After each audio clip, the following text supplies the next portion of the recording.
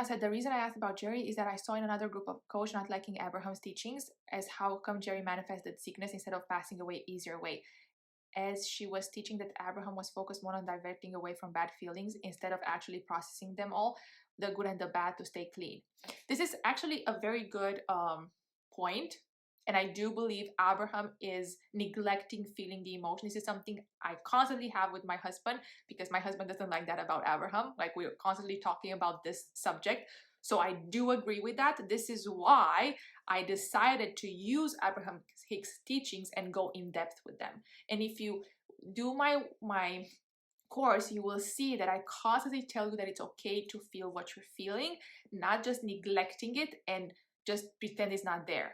I don't believe in that. That's why I do believe Abraham is something to be inspired, but when it actually have to do the work, I do believe my course is needed because I actually take you step by step, not just push you this be happy, be happy, be happy. Yes, be happy, but to get to that place of happiness, if you don't solve your trauma and your self-esteem issues and your worthiness, you cannot be happy. You literally cannot be happy. That's why depressed people cannot be happy unless they fix whatever made them depressed in the first place. So I love Abraham-Hicks, but I do believe people like me need to show up in the world to complete their teachings. So I hope this makes sense.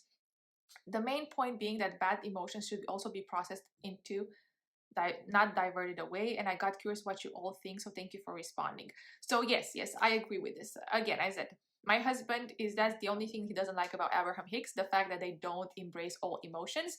And this is why I'm trying to always hold the space for people to share their emotions and totally go into those emotions. The only thing I always mention is not to dwell on those emotions. So if you know you're feeling shitty, it's okay to feel shitty. Take the day off.